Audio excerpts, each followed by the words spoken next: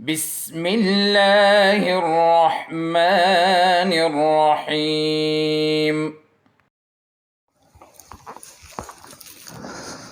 Bismillahirrahmanirrahim. Assalamu alaikum and welcome back to the Oriental Public School online teaching platform.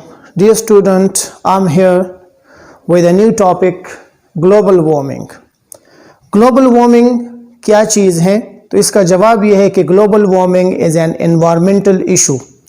हमारे environment के अंदर एक बहुत बड़ी प्रॉब्लम अराइज हो रही है जिसको हम कहते हैं global warming. What is global warming? तो ग्लोबल वार्मिंग को हम डिफाइन करते हैं, the rise in average temperature of the earth is called global warming.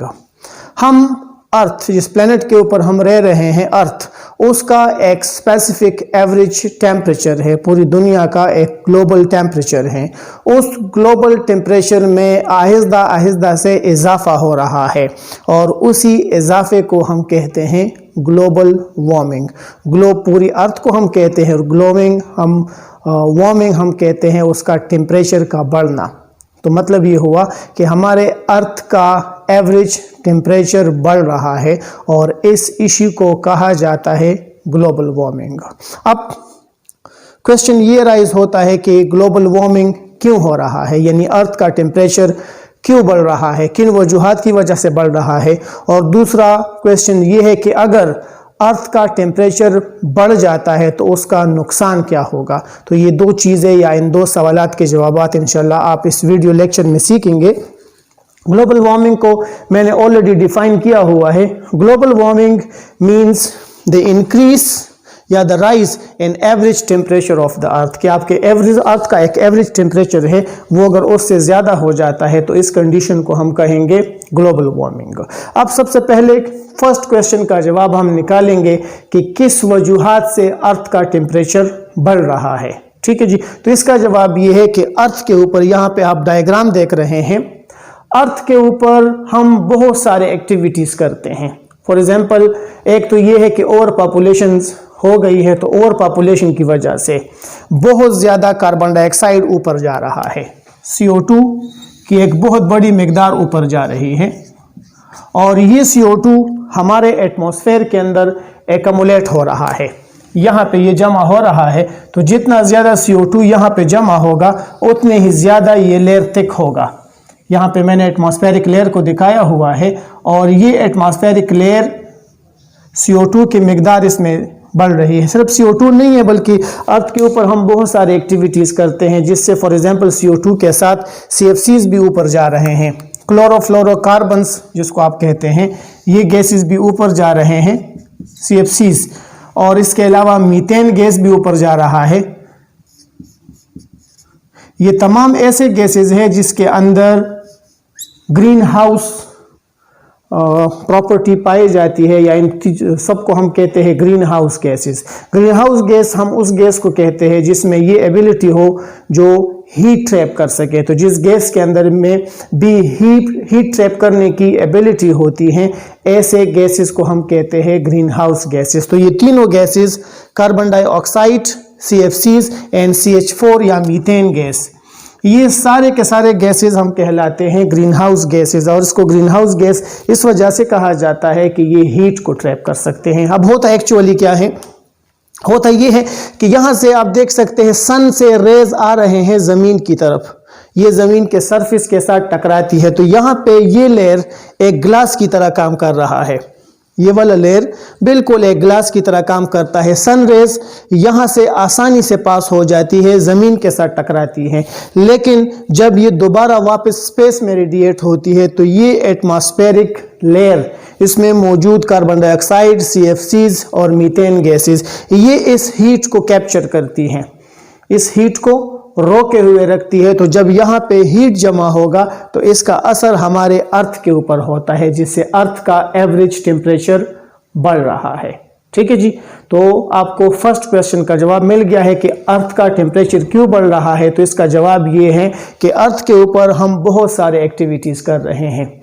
हम कारखानों में फॉसिल फ्यूल को जलाते हैं, हम गाड़ियों के अंदर फॉसिल फ्यूल को जलाते हैं, इसी तरह से जंगलात में बड़े बड़े जंगलात में आग लग जाती हैं और इसी तरह से ह्यूमन पॉपुलेशन भी बढ़ गई है। तो इस सब चीज़ों की वजह से बहुत ज़्यादा अमाउंट में कार्बन डाइऑक्साइड गैस एटमॉस्फेयर में जा रहा है।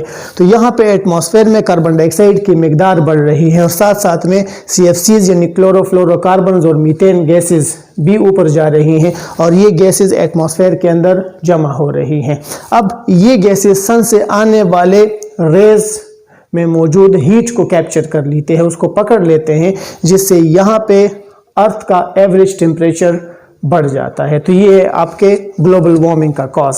अब दूसरे क्वेश्चन की तरफ आते हैं कि अगर ग्लोबल वार्मिंग हो जाती है, हमारे अर्थ का टेम्परेचर बढ़ जाता है, तो उसका हमें नुकसान क्या होगा। तो इसका जवाब ये है कि अर्थ के ऊपर, खासकर हम पोलर रीजन्स ले लेते हैं, ये ऐसी जगह है जहाँ पे बड़े बड़े ग्लेशियर्स मौजूद हैं। अगर अर्थ का टेम्परेचर बढ़ जाता है तो टेम्परेचर बढ़ने की वजह से, चूंकि टेम्परेचर जितना बढ़ेगा तो ज़्यादा गर्मी की वजह से यहाँ पे पोलर रिंग्स पे मौजूद ग्लेशियर्स ये मेल्ट हो जाएंगे। अगर ये मेल्ट हो जाता है तो इसका असर क्या होगा, इसका असर होगा फ्लडिंग। वो शहर या वो इलाके जो समंदरी साहिल इलाकों पर मौजूद हैं, उन सब के ऊपर सैलाब आ जाएंगे और सैलाब की वजह से ये पूरे के पूरे शहर, आप कह सकते हैं पूरे के मुल्क, बास केस में आप कह सकते हैं कि ये सारे ज़ेरे आब आ सकते हैं, पानी इसके ऊपर चढ़ सकता है, सैलाब आ जाएगा। तो इससे बहुत ज़्यादा नुकसान होने का ख़दशा मौजूद है। दूसरा ये है कि अगर ग्लोबल टेम्परेचर बढ़ जाता है तो ग्लोबल टेम्परेचर की वजह से रेनफॉल में कमी आ जाती है, जिसकी वजह से आप कह सकते हैं कि मौसमों में तब्दीली आ जाती हैं। ये सारे इसी चीज़ों के असरात हैं। ठीक है, तो ग्लोबल वार्मिंग क्या चीज़ है, किस वजह से होता है, इसके असरात क्या है, इन तीनों क्वेश्चंस के आपको आंसर मिल चुके हैं। दोबारा से मैं बता देता हूँ। ग्लोबल वार्मिंग का मतलब है कि जब आपके अर्थ का एवरेज टेम्परेचर बढ़ेगा तो इसको कहा जाता है ग्लोबल वार्मिंग। ग्लोबल वार्मिंग का काज ये है कि अर्थ के सरफेस के ऊपर ह्यूमंस बहुत सारे एक्टिविटीज़ कर रहा है, जिसकी वजह से बहुत ज़्यादा कार्बन डाइऑक्साइड गैस और दूसरे बहुत सारे गैसेस ये एटमॉस्फेयर में वहाँ पे जा रहे हैं। अब यहाँ पे हम डिफॉरेस्टेशन भी कर रहे हैं, जंगलात है नहीं कि कार्बन डाइऑक्साइड को दोबारा से ये एब्जॉर्ब कर ले, तो ये कार्बन डाइऑक्साइड गैस यहाँ पे जमा हो रहा है। जितना ज़्यादा कार्बन डाइऑक्साइड गैस जमा होगा उसका असर ये होगा कि सन से आने वाले रेस, इन रेस को ये कार्बन डाइऑक्साइड ट्रैप करेगा, जिससे आपके अर्थ का टेम्परेचर बढ़ जाता है।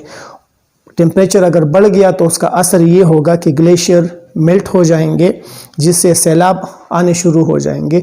और दूसरा मसला ये होगा कि डिक्लाइन इन रेनफॉल में कमी आ जाएगी। पूरे के पूरे जितने भी मौसम हैं ये तब्दील हो जाएंगे। मौसमियाती तब्दीली की हम बात करते हैं, ये इन तमाम चीज़ों के असरात होंगे। तो अगर हम चाहते हैं कि अपने एनवायरनमेंट को महफूज कर ले, उसको कंजर्व कर ले, तो हमें ग्लोबल वार्मिंग को रोकना है। और उसका असर ये होता है, ग्लोबल वार्मिंग का अपने जो एरियल पोल्यूशन प्रोड्यूस हो रहा है इसको हमने कंट्रोल करना है और ज़्यादा से ज़्यादा हमने जंगलात लगाने हैं। तो जितने ज़्यादा हमारे पास प्लांट होंगे उसका फ़ायदा ये होगा कि ये कार्बन डाइऑक्साइड एब्जॉर्ब होगा, यहाँ पे जमा नहीं होगा, जिसकी वजह से ग्लोबल वार्मिंग रुक जाएगी।